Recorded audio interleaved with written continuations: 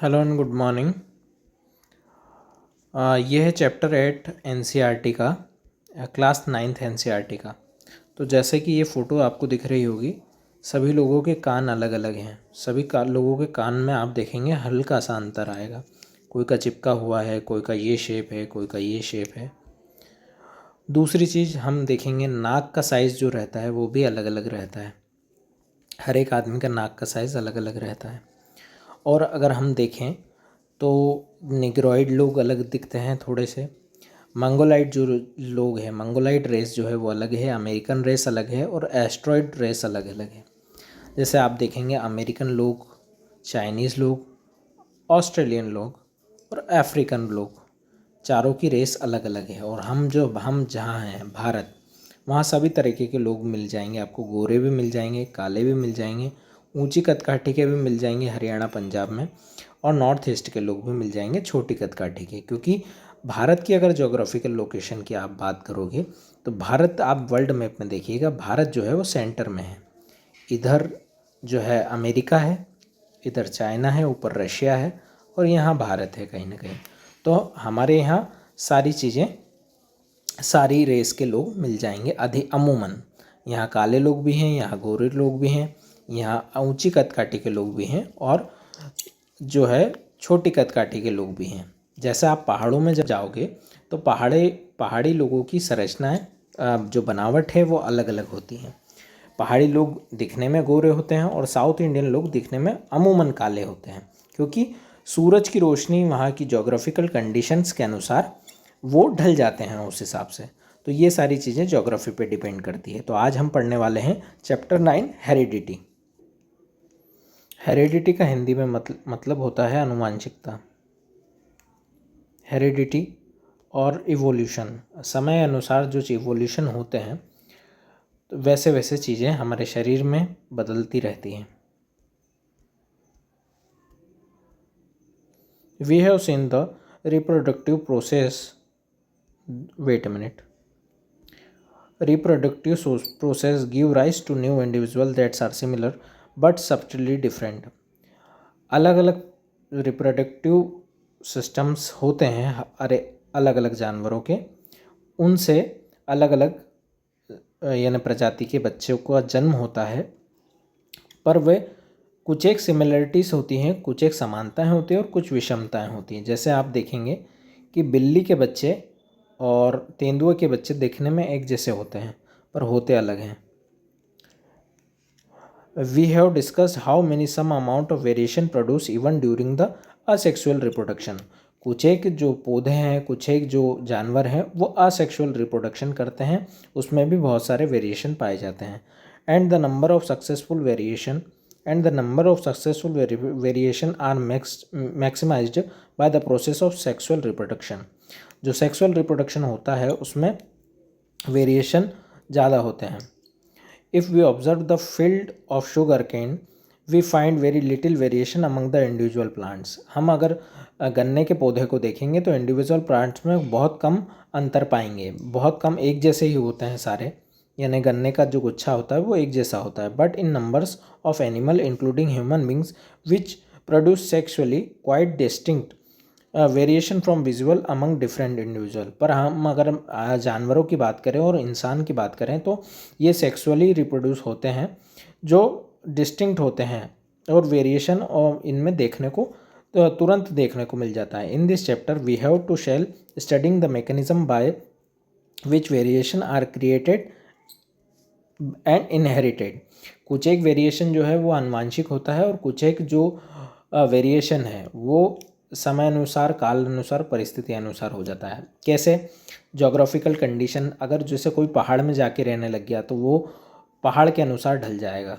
कोई अगर मैदान में रहता है तो वो मैदान के अनुसार ढल जाएगा। आपको मालूम है कि जिराफ भी एक समय हिरन हुआ करता था, पर पेड़ की लंबाई जो थी वो ऊंची थी, पेड़ की पत्तियां जो थी ऊंची थी, तो धीरे धीरे धीरे धीरे हजारों सालों में जिराफ की गर्दन जो है वो लंबी हो गई।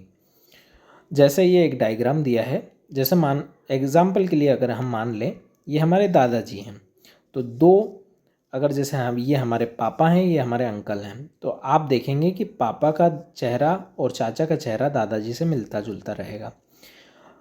वैसे ही आपका चेहरा आपके पापा से, आपके भाई का चेहरा आपके पापा से मिलेगा, आपके चाचा जो हैं, आपके जो अंकल हैं, उनके लड़के लड़कियों का चेहरा उनसे मिलता जुलता रहेगा।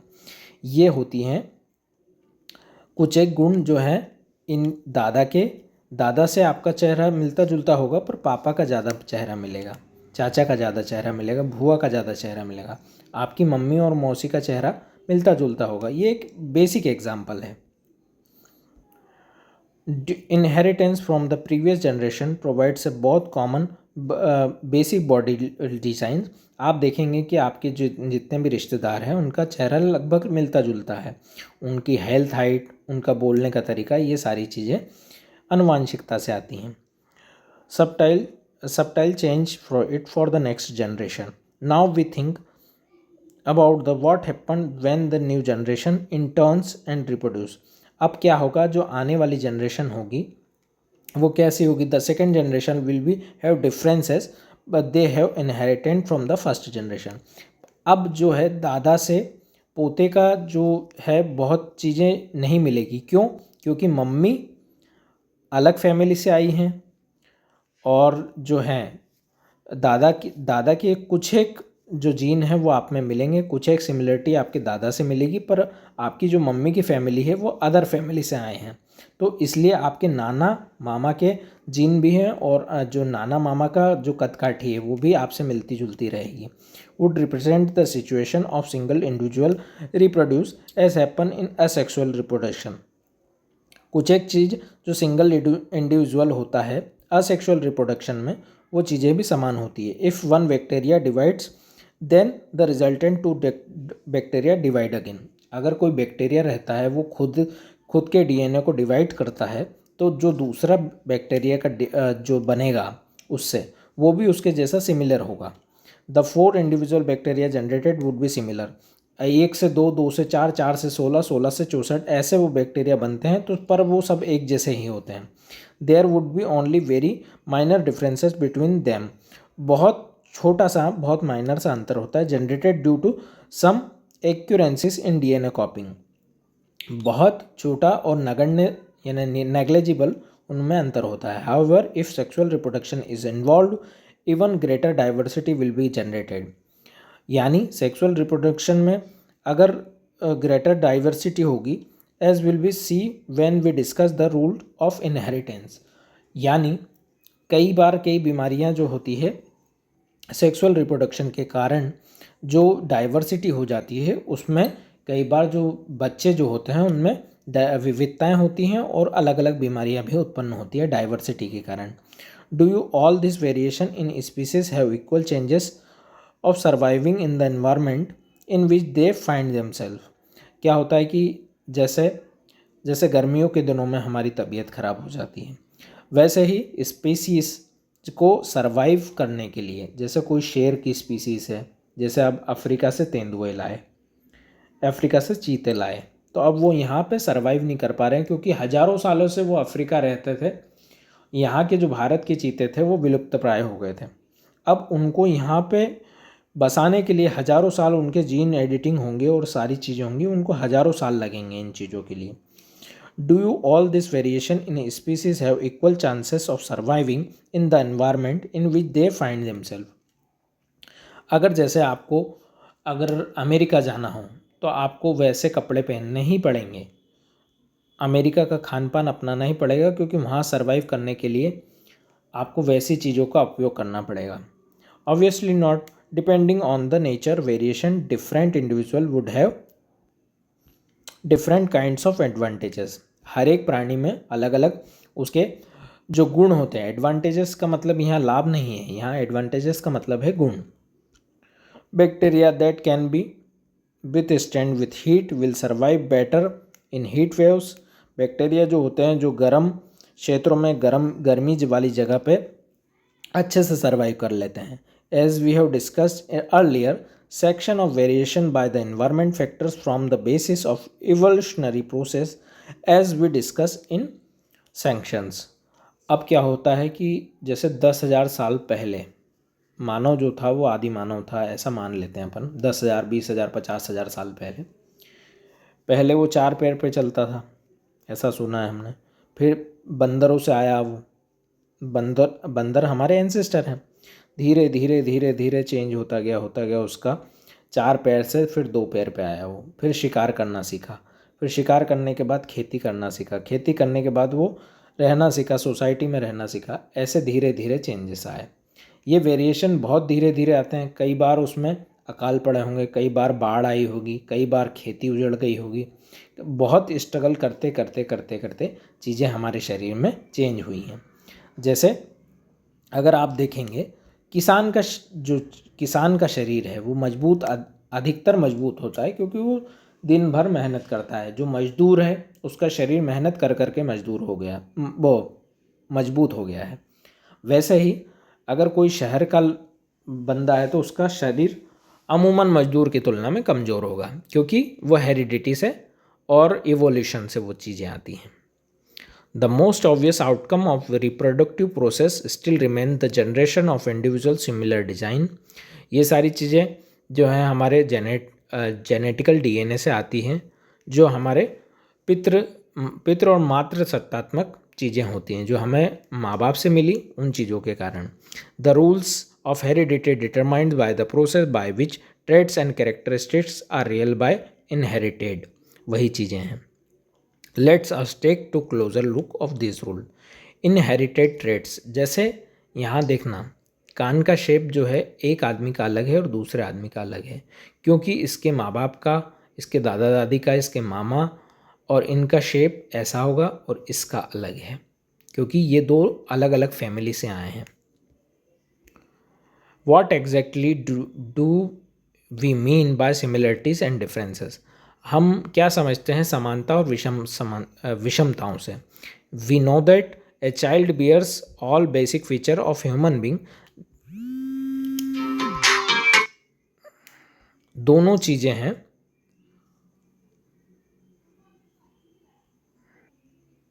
दोनों की बनावट ऐसी है, एक जैसी है, पर हल्का सा उनमें अंतर है।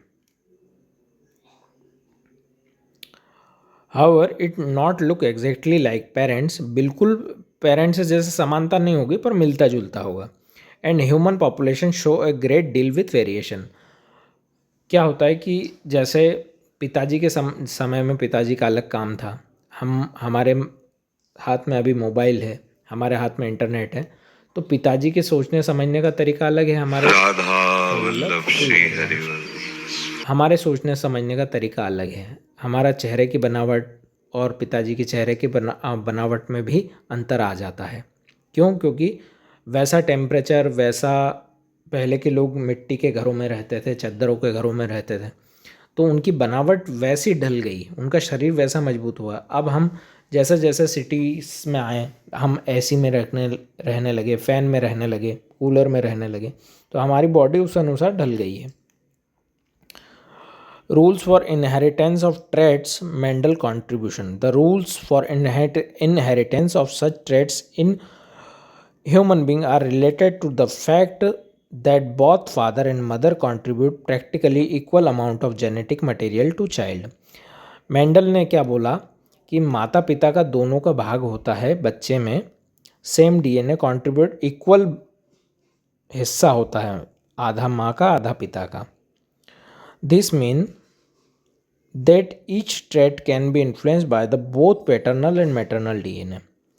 मैंने वही बताया, जैसे आपका मामा, आपकी मौसी, आपकी मम्मी, आपके चाचा, आपकी बुआ, इनका चेहरा, इनके डीएनए भी, यानी क्योंकि दादा दादी से आए हैं, ठीक है, नाना नानी से आए हैं वो चीज़ें, तो वो चीज़ें भी आप में कुछ न कुछ आएंगी।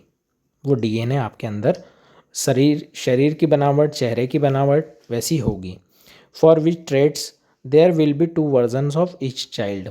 हर एक बच्चे के 2 पक्ष होते हैं, एक पिता का पक्ष, एक माता का पक्ष। What will we then trait seen in the child be? Mendel work out the main rule of such inheritance, and interesting at to look at the some experiments more than a century ago। ये जो scientist Mendel है उसने 1 शताब्दी पहले ये सारे experiment करे थे, बताए थे। अब ये देखेंगे ये कान जो है वो चिपका हुआ है, ठीक है कान ही, और ये कान जो है वो खुला हुआ है, ये यहीं है, ये लिखा है free and attach ear lobes, ये free and attach ear lobes, the ear called ear lobes closely attached to the single side of the head, some of us and not in others. कुछ एक लोगों के कानों में ऐसी चीज़ें होती है। ये जॉर्ज जॉन मेंडल 1882 से 1884 तक हुआ। Mendel was educated in a monastery and went to the study of science and mathematics at University of Vienna। Vienna में ये एक मोनेस्ट्री में रहते थे, एक मठ में रहते थे, एक आश्रम में रहते थे, वहाँ उन्होंने पढ़ाई की। कहाँ? यूनिवर्सिटी ऑफ विनिया में। Failure in the examination for teaching certificate did not suppress the zeal of scientific cost. कई बार हो सकता है कि हम फेल हो जाएं, पर जो उनके अंदर की वैज्ञानिक है उसको कोई नहीं मार सकता, उनके वैज्ञानिकता और शोध करने की जिज्ञासा प्रवृत्ति को कोई नहीं मार सकता। He went to back to his monastery and started growing peas pea. Monastery में वो जाते हैं और वो खोज में लग जाते हैं। Many others had studies the inheritance of traits in the P and other organisms. जो बीज होता है, जो एक मटर का दाना होता है, उसमें उन्होंने जाकर खोज की। But Mendel bend his knowledge of science and mathematics and was the first one two keep the count of individual existing particular traits in each generation. उन्होंने ये पाया कि जैसे जैसे मटर पर उन्होंने प्रयोग करके देखे, जैसे जैसे परदादा से दादा, दादा से पिता और पिता से कुछ एक चीज़ें लुप्त हो गई। जैसे जो परदादा का, दादा का चेहरा था उसमें कुछ चीज़ें लुप्त हो गई। क्यों?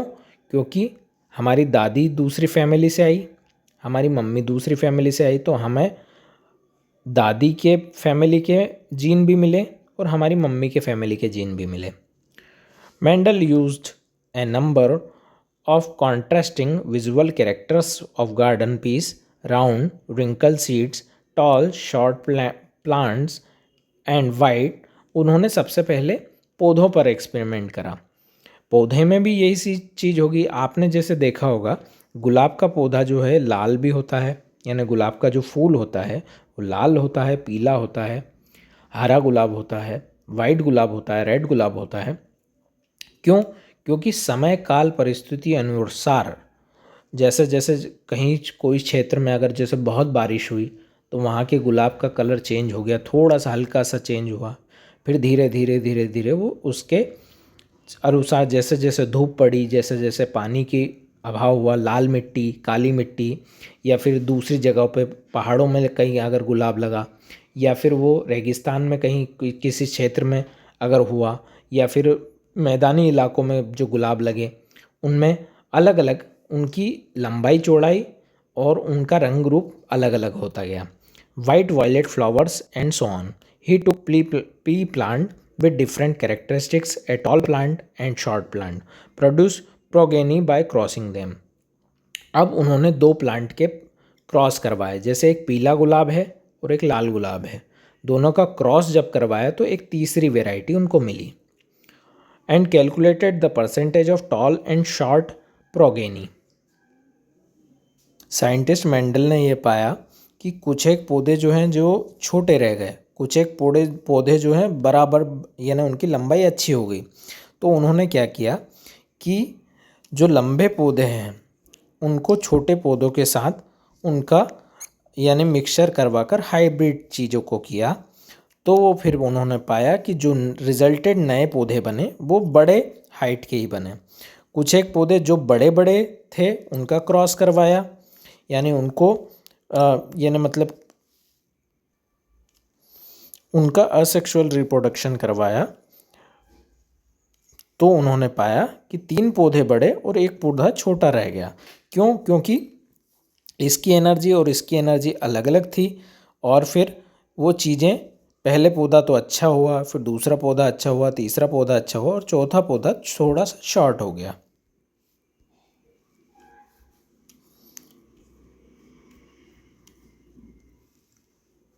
In the first place, there no half way characteristics in the first generation F1 progeny.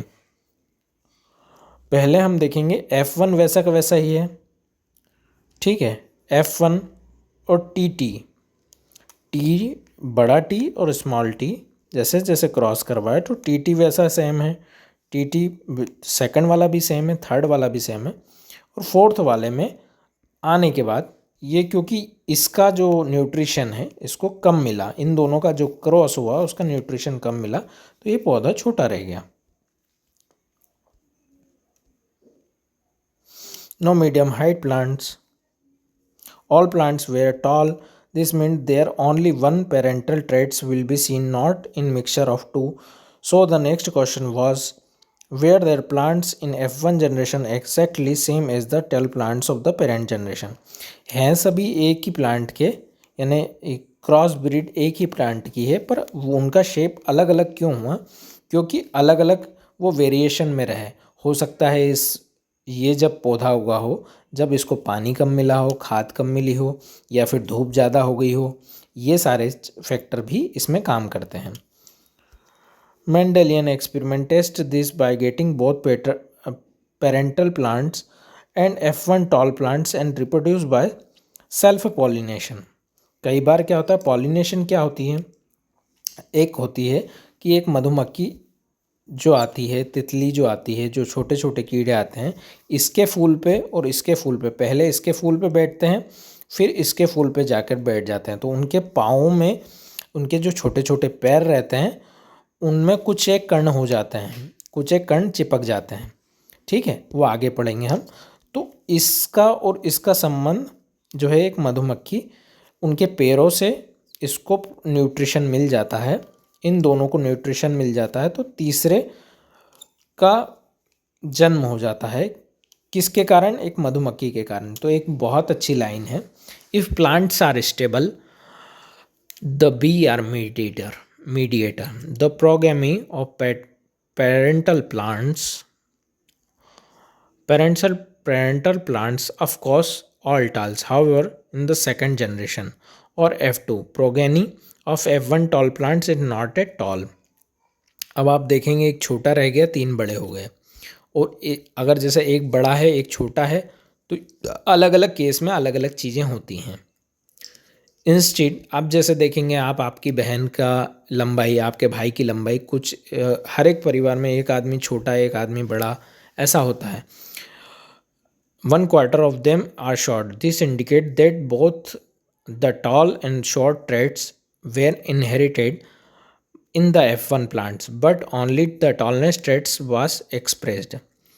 अब कुछ एक गुण जो रहते हैं इसके डीएनए में भी शॉर्ट के डीएनए हैं, पर ये हो गया है लंबाई में अच्छा, क्योंकि हो सकता है जोग्राफिकल कंडीशंस भी वेरी करती हूँ। Let's Mendel to propose the 2 copies of factor now called genes controlling traits are present in sexual reproducing organisms। The two may be identical or may be different। दो जो पौधे होते हैं, जो तीसरा जो पौधा होता है वो अलग भी हो सकता है हल्का सा, और मिलता जुलता भी हो सकता है। ये सारी चीज़ें मैं बताई हैं, यही एक्सपेरिमेंट में ये सारी चीज़ें बताई गई हैं।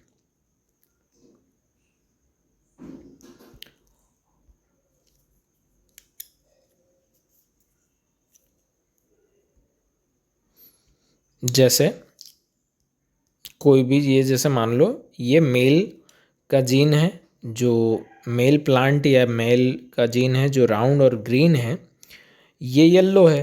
तो अब जब इनका दोनों का क्रॉस सेक्सुअल रिप्रोडक्शन होगा तो हो सकता है वो येलो हो जाए। जैसे एक कोई फूल है वो येलो कलर का है, एक फूल ग्रीन कलर का है, तो जब दोनों का क्रॉस होगा, जब दोनों का रिप्रोडक्शन होगा तो हो सकता है उसका कलर येलो आ जाए। अब ऐसा ही है, अगर जैसे मान लो कि अगर दोनों 4 केस हैं, एक तो या तो वो रेड यानी या तो येलो हो या तो ग्रीन हो, ठीक है। नंबर ऑफ पॉसिबिलिटीज़ 2 हैं, यानी एक या तो वो ग्रीन होगा या तो वो येलो होगा। एग्जाम्पल से हम चीज़ों को समझते हैं। अब इन दो फूलों का अगर हम क्रॉस ब्रीड करवाते हैं तो उसमें 3 ऑप्शन ये रहेंगे कि ये कलर आए और एक ऑप्शन ये रहेगा कि हो सकता है ये कलर आए। क्रॉस फर्टिलाइजेशन जब करवाएंगे हम,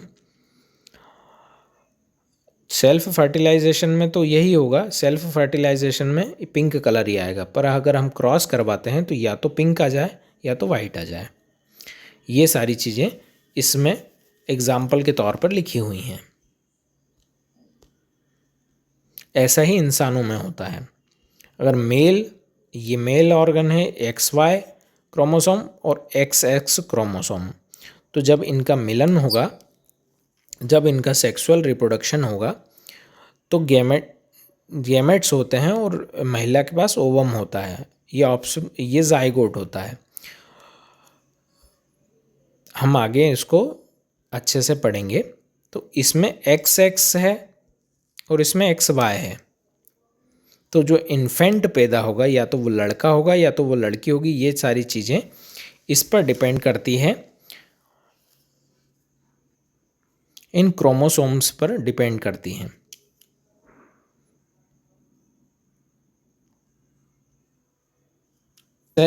जैसे इंसान हैं, पौधे हैं और जानवर हैं, कुछ एक सिमिलरिटीज सभी में है। We have discussed the idea that two sex participating in sexual reproduction must be somewhat Radha Vallabh Shri Harivansh, somewhat different from each other for a numbers of reasons। जब दो लोग, एक मेल एक female, जब sexually reproduction के लिए active होते हैं तो जो इन्फेंट होगा उसमें भी बहुत सारे वेरिएशन होंगे। How this sex is newborn individual determined. Different species use very different strategies. Some rely entirely or environmentally cause clues। क्या होता है कि इन्वायरमेंट के कारण भी कुछ एक चीज़ें हो जाती हैं और कुछ एक चीज़ें जो हैं वो DNA के कारण भी वेरिएशन हो जाते हैं। जैसे हम देखते हैं कि कोई जो है विकलांग पैदा हुआ, कोई जो है यानी मतलब कोई का हाथ छोटा है, कोई की आँख नहीं है, कोई दिव्यांग है, तो ये सब क्या होता है, DNA में कुछ एक कमियां रह जाती हैं, उनके कारण ये सारी चीज़ें होती हैं। In some animals like reptiles, the temperature of which fertilized eggs are kept determine whether the animals deploying the eggs will be male or female। अब जो रेप्टाइल्स होते हैं उनका जो अंडे जब वो देते हैं तब जो है तापमान भी बहुत उसमें वेरिएशन करता है कि अगर ज़्यादा गर्मी हुई तो वो अंडे अच्छे से, यानी अंडे अच्छे से पकेंगे नहीं और उनके जो अंडे के अंदर जो भी बच्चे रहेंगे वो कमज़ोर होंगे। और वो अगर एक निश्चित तापमान पे होते हैं, एक अच्छी जगह होते हैं, सिक्योर जगह रहते हैं, तो वो अच्छे मजबूत पैदा होंगे। In some other animals such as snails individually can change sex. Snails जो होती हैं, जो घेंगे होते हैं, वो अपना सेक्स ऑर्गन चेंज कर लेते हैं, indicating that sex is not genetically determined. वो अपनी अनुसार, अपने आवश्यकता अनुसार अपना जेंडर चेंज कर सकते हैं। However in human being the sex of the individual is largely genetically determined. In other words, the genes are inherited from other parents decide whether we will be boys or girls।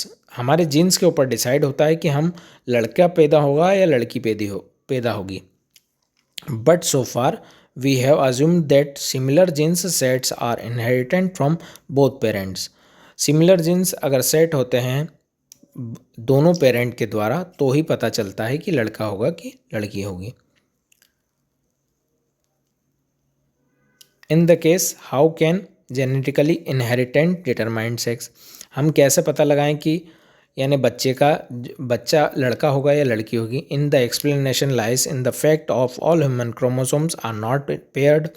जो ये सारी चीज़ें chromosomes के कारण होती हैं, यानी chromosome में पता चलता है कि वो बच्चा लड़का होगा या लड़की होगी। Most human chromosomes have maternal and paternal copy and we have 22 pairs. जो क्रोमोसोम होते हैं उसमें 22 पेयर्स होते हैं, 22 पेयर्स होते हैं। But in one pair called sex chromosomes, एक पेयर जो है उसमें सेक्स क्रोमोसोम उसे बोलते हैं।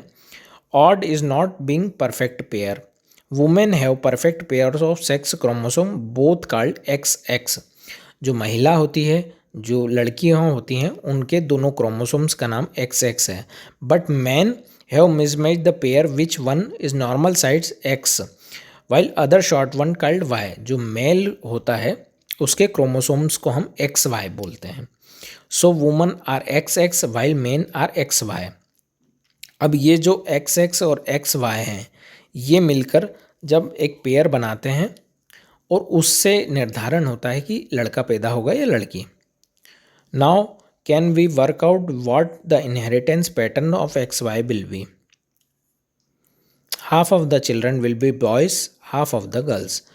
उसमें यह रहता है 50% चांस यह रहता है कि लड़का होगा, 50% चांस यह रहता है कि लड़की होगी। All children will be inheritant on X chromosome for the mother regardless whether they are boys और गर्ल्स। जो माता होती है उसके X क्रोमोसोम पर डिपेंड होता है कि वो लड़का होगा या लड़की होगी। दस the sex of children will be determined what they inherited from the father. एक चीज़ और होती है, जो लड़के का सेक्स होता है, ये बच्चे का जो सेक्स होता है, यानी वो मेल होगा या फीमेल होगा, ये फादर के इनहेरिटेंस पर भी डिपेंड करता है। दोनों चीज़ें होती हैं, XX और XY। ये जब दोनों मिलेंगे तो पता चलेगा, यानी बाद में पता चलेगा कि वो मेल होगा या फीमेल होगा। A child who inherits on X chromosome for her father will be a girl, and one who inherits Y chromosome from him by boy। जो लड़कियां होती हैं उसमें X क्रोमोसोम का फैक्टर ज़्यादा होता है पिता से, तो वो जो है लड़कियां हो जाती हैं। और जो Y क्रोमोसोम है वो अगर माता से यानी पिता से मिलता है तो वो लड़का हो जाता है। ये रहा आज का चैप्टर, हमारा कंप्लीट हो गया है। तो बेसिक चीज़ हैं जो हमने पढ़ी कि जो है आनुवांशिकता कहाँ से आती है, माता पिता से आती है। उससे पहले हम देखें तो दादा दादी से आती है, और इधर नाना नानी से आती हैं। चेहरे सबके मिलते जुलते क्यों होते हैं? क्योंकि दादा के जो जीन है हमारे पापा और चाचा में आए हैं, और हमारे पापा चाचा की जीन आपके भाई बहन में और आपके चचेरे भाई बहन में आए हैं, तो उनका मिलता जुलता रहता है। पर दादा के कुछ एक गुण आप में नहीं आए, क्योंकि आपका जो नाना के गुण हैं वो मम्मी में आए और मम्मी से आप में आए। तो ये होता है हेरिडिटी एंड इवोल्यूशन। और ये सारी चीज़ें चेंज कैसे होती हैं कि अगर जोग्राफिकल कंडीशन में प्लांट अगर जैसे रेगिस्तान में है तो आप देखेंगे रेगिस्तान के प्लांट जो हैं वो अलग होंगे। जम्मू कश्मीर जैसे हिल एरिया पे प्लांट्स अलग होंगे। वहाँ के जानवर जो रहते हैं उनको भी फर होते हैं, क्योंकि वहाँ ठंडा प्रदेश है। रेगिस्तान में जो ऊँट है उसका शेप अलग है, और जो पहाड़ में जो ऊँट रहते हैं उनके शेप अलग हैं। जो पहाड़ में गाय होती हैं उनके फर होते हैं, नॉर्मल गायों के फर नहीं होते। वहाँ के जो जानवर हैं तो वहाँ ठंडा प्रदेश है तो उनके फर निकल आते हैं। जो रेगिस्तान में रहते हैं उनको उनकी बॉडी उस हिसाब से ढल गई है कि रेगिस्तान में कैसे रहना है। ये सारी चीज़ें हमारे चैप्टर 8 में कंप्लीट हुई हैं। जितना ज़्यादा आप रिवीजन करेंगे उतना ज़्यादा चीज़ें आसान होगी। 2 चीज़ें करना है आपको, प्रैक्टिस, दूसरा revision. That's all for the day. Thank you. Follow for more videos.